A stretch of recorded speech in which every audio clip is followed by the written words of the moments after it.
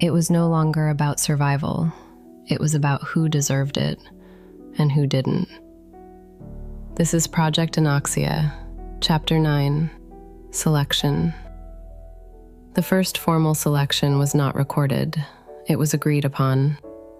At 600 UTC, in multiple high-rise structures across different cities, the same conclusion was reached independently. Not through communication, not through coordination, through necessity. There was not enough air for everyone. This was no longer theoretical. It was measurable. Breathing capacity within enclosed upper spaces had begun to decline in direct proportion to occupancy. More people, less air. At 6:30 UTC, groups began counting, not resources, people. At 700 UTC, thresholds were calculated, not precisely, but accurately enough. At 7:20 UTC, the first structured decision was made, a limit, maximum occupancy per level. Those above the limit would have to leave. No one asked where they would go. At 800 UTC, the process began. Not violently, not at first. Names were not used, only conditions. Who was weakest? Who was already struggling? Who would not last? They were identified, quietly. At 8:40 UTC, the first removal was carried out. A man who could not maintain steady breathing. He did not resist. He understood. He walked down. No one followed. At 9:15 UTC, the same process repeated. Different building, different individuals, same method. Selection was not emotional. It could not be. Emotion consumed air. At 10 o'clock UTC, Layla Rahmani observed it from the stairwell. Not directly, but through pattern. Movement downward. Fewer returning. She wrote nothing. There was nothing left to record. At 10:30 UTC, a variation occurred. A group refused to comply. They resisted removal. The conflict was brief. Force was applied. After that, resistance became rare. At 11:15 UTC, a new factor emerged. Contribution. Those who provided something, knowledge, strength, access, were allowed to remain. Those who did not, were not. Value replaced equality, completely. At 12 o'clock UTC, the acoustic pattern returned. 45 seconds, clear, repetitive, not random. It no longer resembled noise. It resembled timing. At 12:40 UTC, Laylo listened carefully, not with equipment, with attention. Inhale, pause, exhale, pause. The pattern aligned, not perfectly, but increasingly.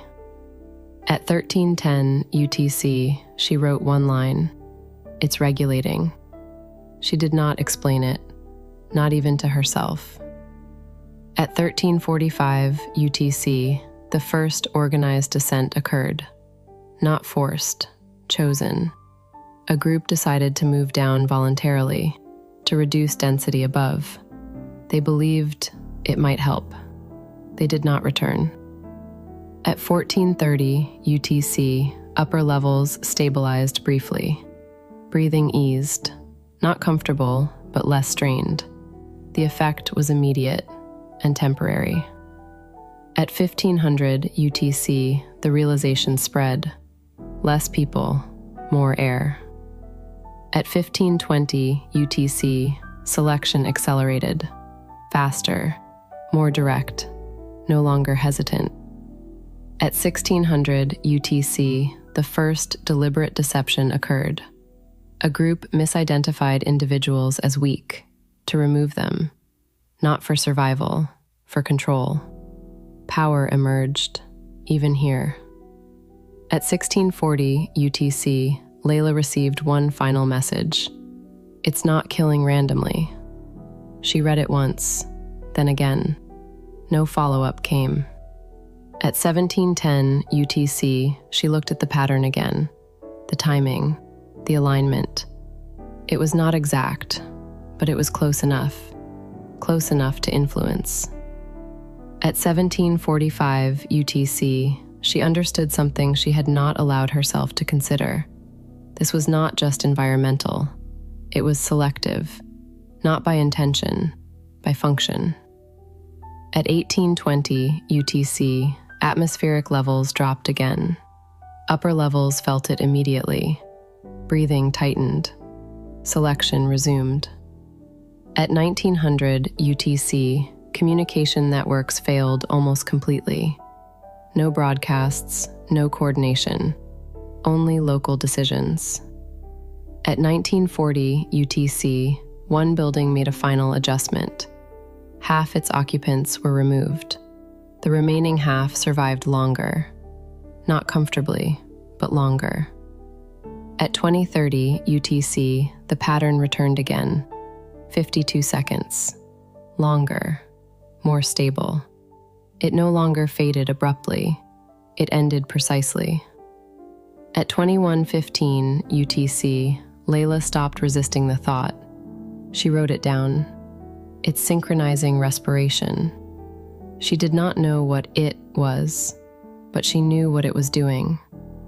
At 2200 UTC, the last large group conflict occurred. Not chaotic, decisive. When it ended, fewer remained. Breathing improved, slightly. At 2300 UTC, silence settled. Not peace, absence. At 000 UTC, oxygen levels dropped again. The unknown gas increased. At 1 o'clock UTC, the difference between survival and non-survival narrowed. Not by strength, by timing. People stopped thinking in hours. They thought in breaths. Breathing was no longer individual. It was shared, and not everyone could match it. Thanks for listening to Chapter 9, Selection. If you like our show, please subscribe and share with your friends and family. The choices were made, and they couldn't be undone. Chapter 10 begins now. This has been a Last Echo Archive production.